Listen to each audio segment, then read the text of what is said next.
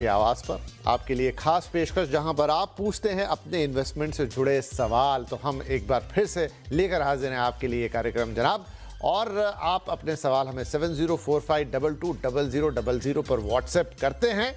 नए व्यूअर्स ये नंबर कृपया नोट करें और उसे अपने फ़ोन में सेव कर लें, और जो ऑलरेडी इसे सेव कर चुके हैं वो इस पर अपने सवाल लगातार भेजते रहें। आपके इन्वेस्टमेंट से जुड़े हर सवाल का जवाब इस शो में आपको मिल जाता है। इसके अलावा जो दर्शक फेसबुक और एक्स पे यानी हमें डिजिटली फॉलो करते हैं और वहीं पे लाइव भी देखते हैं, आप वहां सिंपली मैसेज बॉक्स में जाकर अपना सवाल भेजें, वो भी हम लेने की पूरी कोशिश इस शो के दौरान ही कर लेंगे। राइट, तो ये तो हो गया आपका मामला। और आज आपके सवालों के जवाब कौन देगा वो भी जान लेना ज़रूरी है। तो आज हमारे साथ हैं मिस्टर अमित सेठ, बाजार के बड़े जानकार और हमारे मार्केट एक्सपर्ट, आज के हमारे मेहमान। अमित जी, बहुत स्वागत है आपका। राइट, तो अमित जी से ढेर सारी बातें करेंगे, आपके सवालों के जवाब तो वो देंगे ही देंगे, और साथ में एक बढ़िया स्ट्रेटेजी भी तैयार करवाएंगे आपके लिए, ताकि आप बाजार में अच्छा और बढ़िया मूव ले सकें और किसी तरह के नुकसान से बचें। और अब जरा एक नज़र इस पर भी डाल लेते हैं कि इस बार यानी आज का बाजार कैसा रहा। तो जून सीरीज निफ्टी एक्सपायरी का दिन था, बाजार में उतार चढ़ाव दिखा। अमेरिका, ईरान, वो खबरें आती रहती हैं, बाजार उतना इम्पैक्ट तो नहीं होता, लेकिन बिल्कुल पूरी तरह बचे ऐसा भी नहीं होता। निफ्टी सेंसेक्स में गिरावट रही, उसी के साथ बंद हुए। सेंसेक्स 250 पॉइंट गिरा तो निफ्टी भी 81 पॉइंट गिर ही गया। हालांकि मिड और स्मॉल कैप इंडेक्स में अच्छी बढ़त दिखी। तो थोड़ा और डिटेल में हम बाजार का हाल समझ लेते हैं अपनी सहयोगी नूपुर से। मंथली एक्सपायरी के बीच आज मार्केट में काफी उतार चढ़ाव देखने को मिला। कमजोरी के साथ शुरुआत हुई, दिन के दौरान 23,900 के पार भी इंडेक्स जाते हुए नजर आया, लेकिन फिर फिसल कर 23,865 के आसपास जो है क्लोजिंग आपको नजर आएगी। कमजोरी बैंक निफ्टी में भी आ जाती हुई नजर आई, लेकिन out performance mid and small cap index में आपको दिखेगी। मिड कैप इंडेक्स ऑलमोस्ट 230 अंक ऊपर बंद होते हुए दिखा। स्मॉल कैप इंडेक्स की भी बात करें तो 200 अंक की तेजी, ऑलमोस्ट 1% ऊपर यहाँ पर आज मार्केट क्लोजिंग देखने को मिली। बढ़त काफी अच्छी थी, small and mid cap specially यहाँ पे अच्छा खासा मोमेंटम देखने को मिला, लेकिन क्लोजिंग कमजोरी के साथ निफ्टी में आज जो ये एक्सपायरी का इंपैक्ट था। तो शुरुआत करते हैं लूजर्स के साथ। सबसे पहले निफ्टी के लूजर्स में आपको जो है सबसे पहले आयशा मोटर्स नजर आएगा। ऑलमोस्ट 5% की कमजोरी यहाँ पर आती हुई नजर आई। दिल्ली ईवी पॉलिसी का इंपैक्ट यहाँ पर देखने को मिला। इन्फोसिस, टाटा कंज्यूमर प्रोडक्ट और टीसीएस देखे तो यहाँ पर भी कमजोरी के साथ ही आज कारोबार होते हुए नजर आया। लेकिन दूसरी तरफ जेफरीज के अपग्रेड के बाद Maruti Suzuki out performance top gainer आज निफ्टी का। टाइटन यहाँ पर खरीदारी देखने को मिली। अदानी एंटरप्राइजेस यहाँ पर भी आज खरीदारी का माहौल बनता हुआ नजर आया। और बजाज फाइनेंस में देखें तो यहाँ पर भी 2% का अपटिक देखने को मिला। लेकिन दबाव में आईटी स्टॉक्स फिर एक बार मल्टी ईयर लोस के आसपास आपको कारोबार करते हुए नजर आएंगे। एलटीएम ऑलमोस्ट अच्छा खासा कमजोर यहाँ पे सेशन रहा, 1000 के नीचे फिसलता हुआ। इन्फोसिस भी नजर आया, टॉप लूजर आपको दिखेगा। टीसीएस में भी कमजोरी रही, और विप्रो भी देखे तो आईटी की कमजोरी यहाँ पर भी बनती हुई नजर आई। लेकिन दूसरी तरफ कल भी आउट परफॉर्मेंस फार्मा सेक्टर से आती हुई दिखी थी, और आज फिर से एक बार फार्मा के सारे स्टॉक्स जो है आपकी स्क्रीन पर तेजी के साथ ही कारोबार करते हुए नजर आए। तो निफ्टी की आज एक्सपायरी थी, मंथली एक्सपायरी थी, और उसका मोमेंटम बाजार में नजर आया। राइट, तो निफ्टी की मंथली एक्सपायरी हो गई, लेकिन अब बुधवार को बाजार क्या करेगा, किस तरह के संकेत है बाजार के लिए और कैसी चाल हो सकती है, आप क्या करेंगे? तो अमित जी हमारे साथ हैं। अमित जी, अब बुधवार के लिए हम क्या एक्सपेक्ट कर सकते हैं मार्केट में? क्या वो लगभग इसी तरह की चाल दिखाएगा जो ऑफ लेट चल रही है, या कोई बदलाव, कोई परिवर्तन, कोई टर्न, क्या क्या एक्सपेक्ट करें? जी, good evening Vipin ji and good evening to all the viewers. Vipin ji, पिछले 3 दिनों से हमने थोड़ा बहुत प्रेशर देखा है बाजार में। आज का सत्र हम कह सकते हैं कि due to expiry related moves थोड़ा सा यहाँ पे एक डिसाइसिव व्यू नहीं ले सकते कि बाजार नेसेसरीली वीक हो गया है। सपोर्ट की बात करें तो 23,800 के आसपास हमारा कॉन्फ्लुएंस ऑफ सारे मूविंग एवरेजेस आते हैं, इंपॉर्टेंट सपोर्ट आता है। तो जब तक 23,800 इंटैक्ट है निफ्टी में, और कल अर्ली मॉर्निंग में पहला आधा घंटा हमें देखना है कि ये लेवल होल्ड करता है कि नहीं। अगर 23,800 होल्ड कर रहा है और थोड़ा भी पॉजिटिव बायस है मार्केट में in the morning, then I think we should go long with the stop loss of 23,800, क्योंकि अभी भी हम विश्वास रखते हैं कि बेस्ड ऑन टेक्निकल्स की मार्केट की ब्रॉडर रेंज अभी भी नीचे में 23,800 और ऊपर में 24,100 24,200 के आसपास है। तो 2-3 दिन का प्रेशर रहा है। टेक्निकली मैं आशा करता हूँ कि कल एक बाउंस डे रहेगा as long as 23,800 is protected. रही बात निफ्टी बैंक की, निफ्टी बैंक देखिए जी बेटर है निफ्टी से, बिकॉज यहाँ पे 200 डे और सारे मूविंग एवरेजेस के ऊपर ये इंडिसेस ट्रेड कर रहे हैं। तो अगर मार्केट पॉजिटिव रहे तो यहाँ पे भी बाय ऑन डिप की रणनीति अपनानी चाहिए। तो जब तक 57,100 यहाँ पे इंटैक्ट है, any buy on dip will be a buying opportunity. बढ़िया। तो 23,800 ये निफ्टी के लिए बड़ा अहम लेवल कल के लिए, बुधवार के लिए जो बता रहे हैं अमित जी, और ये इंटैक्ट रहा तो फिर वो ऊपर में 24,200 और ये सब बाकी कहानी हम देख सकते हैं। लेकिन 23,800 ये टूटता है तो अलग दिशा, ये इंटैक्ट रहता है तो अलग दिशा। लेकिन थोड़े ज़्यादा कंफर्म है वो बैंक निफ्टी को लेके 57,100 का लेवल वो से अहम मान रहे हैं, और बाय ऑन डिप की सलाह यहां पर है, क्योंकि बैंक निफ्टी तमाम विपरीत परिस्थितियों में भी बेहतर परफॉर्म करता हुआ नजर आया है। तो इसीलिए बाय ऑन डिप की सलाह। 57,100 का लेवल याद रखिएगा, 57,542 की क्लोजिंग है, इस बीच में जब ये ऊपर नीचे है तो बाय ऑन डिप की सलाह उसके लिए। राइट, ये बात हो गई एक ब्रॉडर मार्केट की। इसके अलावा अमित जी कोई पर्टिकुलर शेयर स्टॉक जहां आपकी नजर रहेगी? जी देखिए, फार्मा तो वेल डिस्कवर्ड है, सबको ही पता है फार्मा बहुत अच्छा कर रहा है और अभी भी वहां पे स्ट्रेंथ है। लेकिन इसके अलावा जो स्टॉक मुझे पसंद आ रहा है दैट इज L&T फाइनेंस।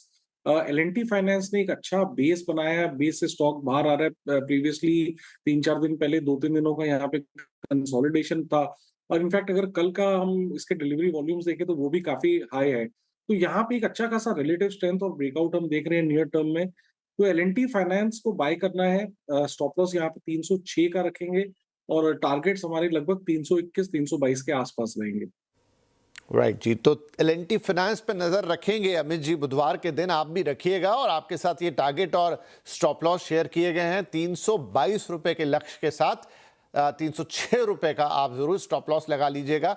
खरीदारी की सलाह L&T फाइनेंस में। और साथ में उन्होंने कहा कि फार्मा तो उन्हें अच्छा लग ही रहा है, मतलब वो एक सेक्टर भी बता रहे हैं कि फार्मा इज गुड, लेकिन जो पर्टिकुलर स्टॉक पिक है वो है L&T फाइनेंस। राइट, चलिए जी सवाल जवाब के सिलसिले को शुरू करते हैं। संजय मिश्रा जी नई दिल्ली से कॉल है, बहुत स्वागत आपका सर, सवाल बताइए। Good evening sir. सर एक है टाटा मोटर पैसेंजर 455 शेयर है, 357 के प्राइस है, और एक है टाटा मोटर कमर्शियल 195 शेयर 456 के प्राइस है सर। तो इसमें सर क्या करें, क्योंकि पैसेंजर वाली तो ऊपर कब जा रहा है कब डाउन हो जा रहा है। आधा तो आपका वो डीटीसी की बस का हॉर्न ही ले गया सवाल, लेकिन फिर भी टाटा मोटर्स का सीवी और पीवी दोनों आपके पास है। और आज तो नई गाड़ी भी आ गई है उनकी, टाटा मोटर्स की ईवी, सियरा का ईवी मॉडल। वेल, तो सर दोनों सवाल एक एक करके ले लेते हैं। पहले पीवी ले लेते हैं, पैसेंजर व्हीकल। तो 455 शेयर्स हैं इनके पास और हर शेयर पे 5 रुपए का घाटा लग रहा है इस समय। जी देखिए, Tata Motors passenger vehicle recently लगभग 390-400 के लेवल्स पे ट्रेड कर रहा था लगभग 1 महीने पहले। वहां से हमने इसमें करेक्शन देखा। प्रॉब्लम ये है कि ये स्टॉक 200 डे मूविंग एवरेज के नीचे आ गया और काफी यहाँ पे करेक्शन देखा है, सारे की मूविंग एवरेजेस के नीचे है। डेफिनेटली यहाँ पे बता रहे हैं कि आज एक न्यूज है, बट अगर न्यूज अपार्ट सपोर्ट लगभग यहाँ आता है। 345 इसको होल्ड करना पड़ेगा। 345 अगर टूटता है तो दिक्कतें बढ़ सकती है। तो पहले तो आप स्टॉप लॉस लगाइए 345 रुपीज का। 200 डेमा का रेजिस्टेंस लगभग आता है 370-375 के आसपास। तो हो सकता है एक बार बाउंस जरूर यहाँ पे मिले as long as 345 is intact towards on the upper side. But major trend positive यहाँ पे तभी होगा जब ये स्टॉक कंसिस्टेंटली 375 के ऊपर ट्रेड करेगा। राइट, तो 390 से गिर के वो यहाँ आया और अब 345 का एक अहम लेवल है और उसी का स्टॉप लॉस भी दिया है अमित जी ने, तो लगा लीजिए इसको। अब देखना ये होगा कि ये यहां से भी नीचे जाएगा, तो उन्होंने कहा है साफ साफ कि दिक्कतें बढ़ेंगी।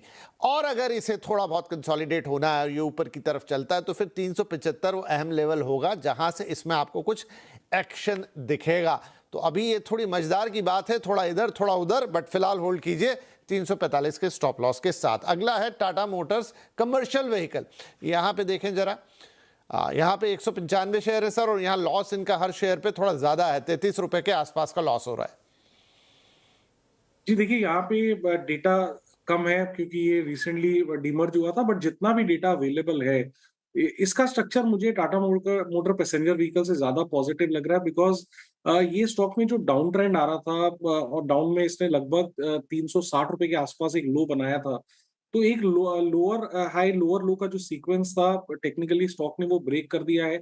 जो लास्ट लोअर हाई था उसके ऊपर ट्रेड कर रहा है और ऑलरेडी एक हाई लो का सीक्वेंस स्टार्ट हो गया है। तो टेक्निकली हम इसे ये कहते हैं कि bottom is in place. I am sorry, hello. हाँ जी, सुन पा रहे हैं सर। जी, आई एम सो सॉरी, पता नहीं कैमरा अपने आप ऑफ हो गया, सो आई वाज नहीं, तो कोई बात नहीं जी। This is strange. Okay, anyway, I'm continuing. There's an issue in the camera, probably solve हो जाएगा। Okay, I'm continuing the show. यहाँ पे ये है कि टेक्निकली इसका जो सपोर्ट लेवल है दैट इज 410। तो 410 जब तक इंटैक्ट आप होल्ड करें, स्ट्रक्चर पॉजिटिव है, मुझे लगता है कि यहाँ पे आप लगभग 450 460 तक के लेवल्स देख सकेंगे। बढ़िया। तो कमर्शियल व्हीकल पैसेंजर व्हीकल के मुकाबले ज्यादा स्ट्रॉन्ग है चार्ट पर, इसीलिए अमित जी अब कह रहे हैं कि 410 का लगा दीजिए स्टॉप लॉस, 422 आज का क्लोजिंग और 460 के लिए इंतजार कीजिएगा। ये टाटा मोटर्स कमर्शियल व्हीकल के लिए हो गया जवाब। और अमित जी आपकी आवाज हमें लगातार आ रही है, भले वो वीडियो में थोड़ी प्रॉब्लम हो सकती है, लेकिन आप सुनाई दे रहे हैं, सो यू कैन कंटिन्यू।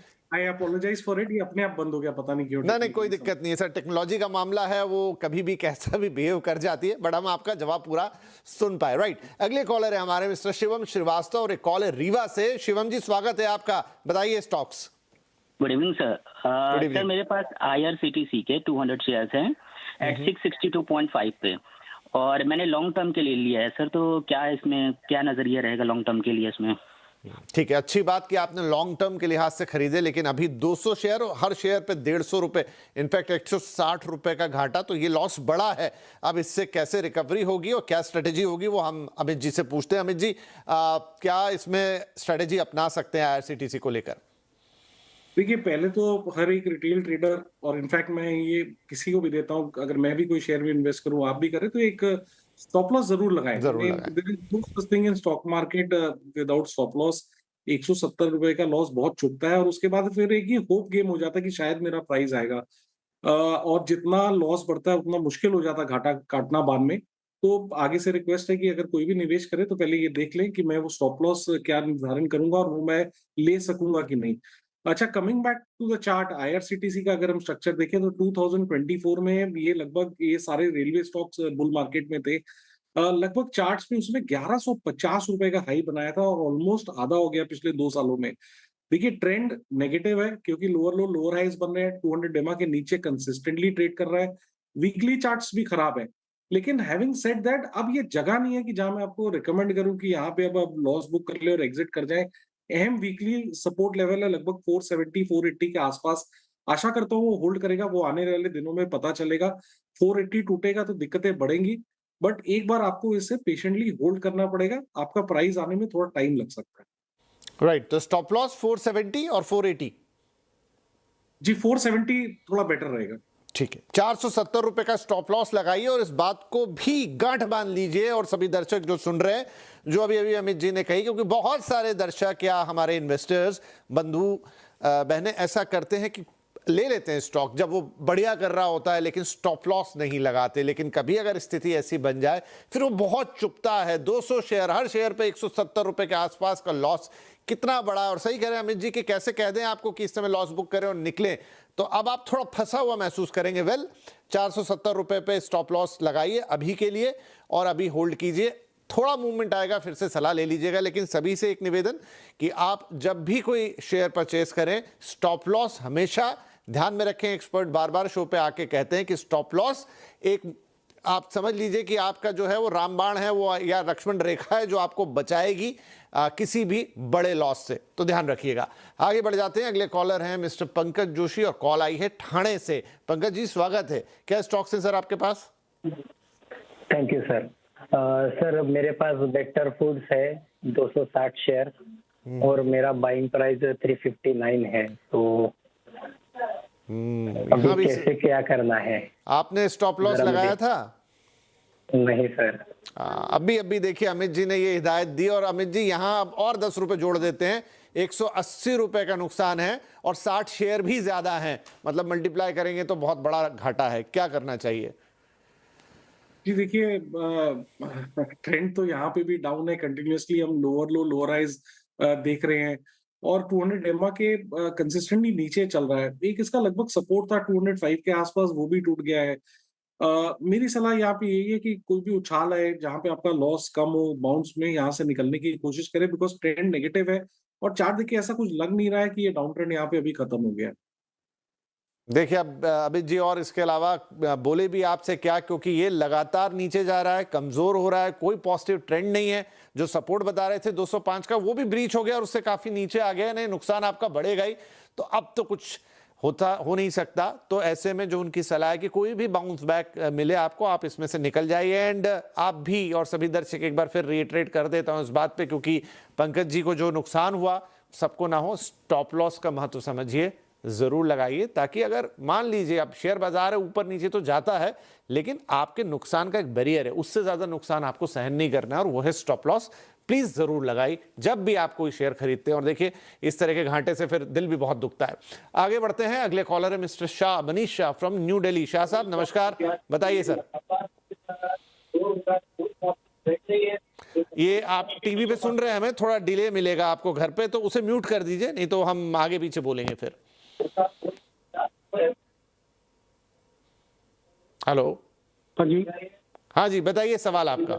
हाँ जी सर, मेरा एक पीआई इंडस्ट्रीज है, मैंने सर 2810 पे 30 शेयर लिए हुए हैं। हाँ जी, हाँ जी। उसका पे पूछना है, वो भी काफी नीचे आ गया, 2555 पे चल रहा है सर। यहाँ पर भी क्या आपने स्टॉप लॉस लगाया था? नहीं सर, मैं इसको 1-1.5 साल रख सकता हूँ सर, अभी ऐसी कोई दिक्कत नहीं है। पर पूरी कहानी वही घूम रही है अमित जी, बार बार किसी से भी पूछ रहे हैं स्टॉप लॉस नहीं निकल रहा है। इनके 250 रुपए का नुकसान है, पर बोल रहे हैं कि चलिए 1.5 साल रख लूंगा, लेकिन क्या ये स्ट्रेटेजी सही है कि लंबा रखूंगा लेकिन स्टॉप लॉस नहीं लगाऊंगा? जी देखिए, ये कोई कनेक्शन नहीं है इन दो बातों का कि मैं लंबा रख लूंगा और ट्रेंड चेंज हो जाएगा। चार्ट अपनी चाल चलता है। जैसे कि आपने आईआरएफसी के चार्ट और रेलवे स्टॉक्स के चार्ट में देखा कि 2 साल से लोग होल्ड कर रहे हैं, लेकिन वो प्राइसेस वापस नहीं आ रहे हैं, ऑलमोस्ट आधा आ गया है। हैविंग सेड दैट, देखिए यहाँ पे पीआई इंडस्ट्रीज का भी ट्रेंड नीचे है। स्टॉक में continuously lower low lower highs बन रहे हैं। अहम सपोर्ट 2700 रुपए का था, वो लगभग 2 दिन पहले यहाँ पे ब्रीच हुआ है। वीकली चार्ट्स पे हमारा सपोर्ट लगभग आता है 2400 के आसपास।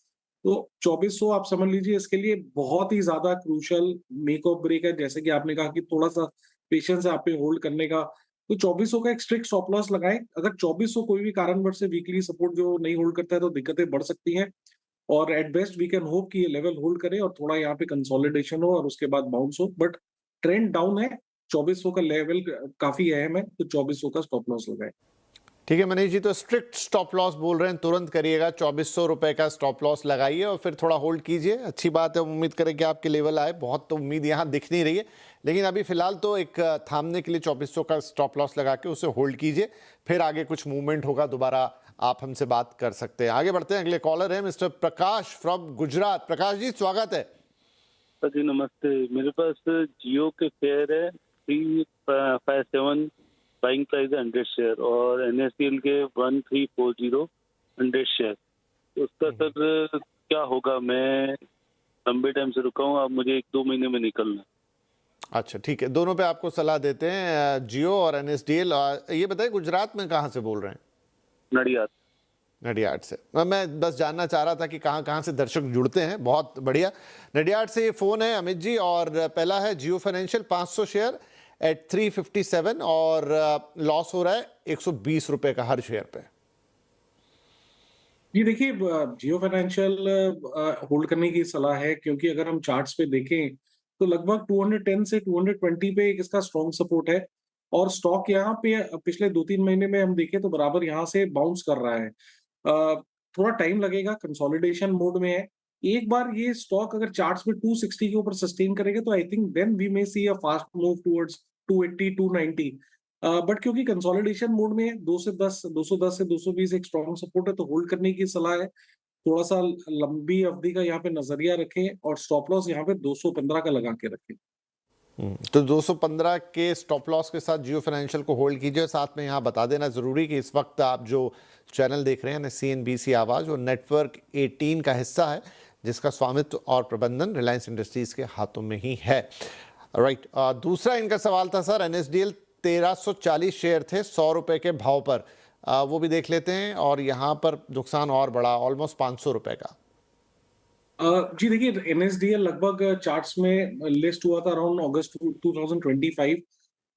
एक ऑलमोस्ट 1300-1400 का हाई बना के हमने देखा कि चार्ट्स में यहाँ पे कंटिन्यूअस डाउन ट्रेंड रहा है। Of late continuously lower low lower highs बन रहे हैं।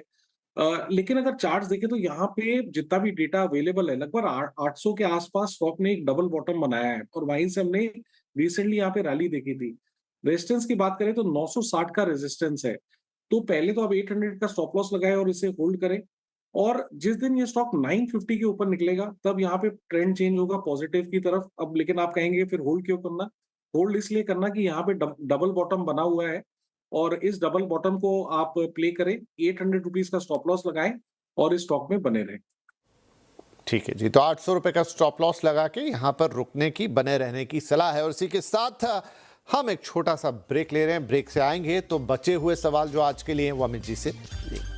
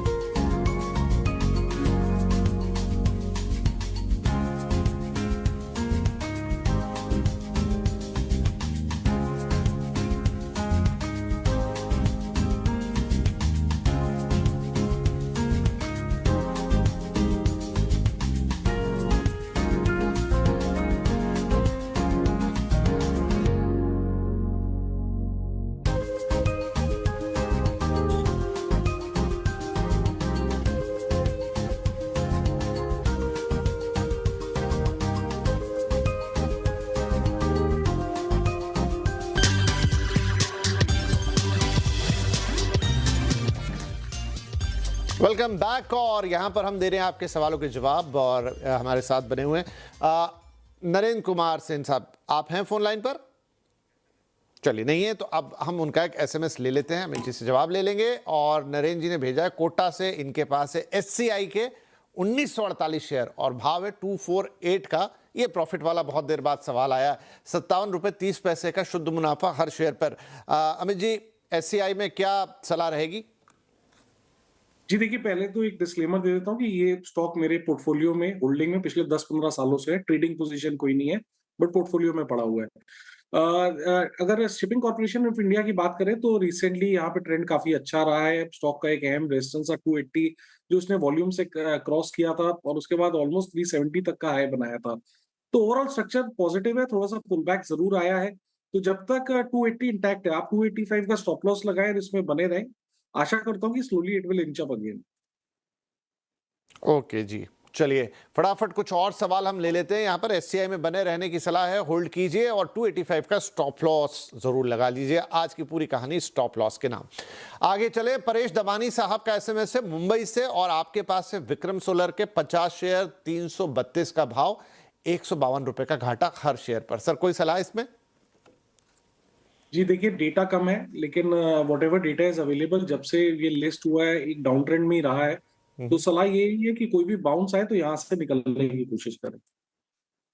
निकलने की यहाँ पर सीधी साफ सलाह विक्रम सोलार के लिए। आगे अगला सवाल है मिस्टर विनोद का और ये है पुणे से और ऑनलाइन भी है, मतलब कॉल पर है। विनोद जी, स्वागत आपका, बताइए। सर मेरे पास आरबीएल बैंक के 1800 शेयर्स है, प्राइस है उसकी 366। तो इसमें आगे क्या कर सकते हैं? 1800, राइट? यस। ठीक है, 366 के भाव पर 1800, तो 3 रुपए का फायदा हो गया यहाँ आपको, बढ़िया है। लेकिन आगे इसमें क्या किया जाए? RBL bank sir, Amit ji क्या इसमें मूव दिख रहे हैं? ये देखिए, स्टॉक में काफी स्ट्रेंथ है और रिसेंटली यहाँ पे हमने अच्छी खासी रैली भी देखी है। कंटिन्यूअस हायर लो का स्ट्रक्चर है। थोड़ा सा इन्होंने एंट्री लेट की है। टेक्निकली इसमें एंट्री अगर ये लगभग बनाते 300 के आसपास तो वो ज्यादा, सॉरी 340 330 के आसपास तो बेटर होता। अगर ट्रेडिंग पोजीशन है तो निकल जाए, पुल बैक आ सकता है। बाय ऑन डिप की रणनीति बेटर रहेगी, 340-44 के आसपास मिले तो एंटर करें, और अगर होल्ड करना है तो एक स्टिक स्टॉप लॉस 363 रुपीज का लगा के रखें। 363 ये आप एक स्टॉप लॉस लगा लीजिए, होल्ड कीजिए, और बाकी बाय ऑन डिप की भी सलाह, एक्यूमुलेट कर सकते हैं आरबीएल बैंक को। यहाँ चार्ट्स पर एक मजबूती दिखाई दे रही है, आप ऑलरेडी इसमें 3 रुपए के फायदे में थे और ये आगे और बढ़ सकता है। राइट, अगले कॉलर हैं मिस्टर मनोज। नहीं है कॉल पे, बारिश बहुत है इसलिए बहुत सारे कॉल शायद ड्रॉप हैं। एनीवेज मनोज जी का सवाल ले लेते हैं। ब्रिगेड एंटरप्राइजेस के 45 शेयर हैं 537 पर, दक्षिण भारत की ये रियल एस्टेट कंपनी, और यहां पर हर शेयर पर सर इन्हें 36 रुपए से ज्यादा का लॉस है। जी ब्रिगेड, हाँ जी, ब्रिगेड देखिए, जहां हम पूरे सेक्टर में एक हम अच्छा खासा स्ट्रेंथ देख रहे हैं, बाकी रियल एस्टेट में ब्रिगेड एंटरप्राइजेस में ट्रेंड थोड़ा सा डाउन रहा है, तो मेरा सलाह यही रहेगी कि थोड़ा बहुत बाउंस आए, जहां आपका लॉस कवर हो आप यहां से निकलने की कोशिश करें। हाँ, पर थोड़ा बहुत भी बाउंस बैक मिले, आपका जितना घाटा पूर्ण हो जाए, उसके अलावा यहाँ से निकलने की ही सलाह होगी। इसके अलावा अब घड़ी बता रही है कि अलविदा कहने का वक्त आ गया। अमित जी, सबसे पहले तो आपका धन्यवाद, आपने हमारे दर्शकों के सवालों के जवाब दिए और साथ ही उनके लिए एक बढ़िया स्ट्रैटेजी भी बताई, तो thank you very much for joining the show. और सभी दर्शकों का भी बहुत बहुत शुक्रिया, अपने सवाल हमें भेजते रहिए। कल फिर मुलाकात करेंगे आपके कुछ और सवालों के साथ, तब तक नमस्कार।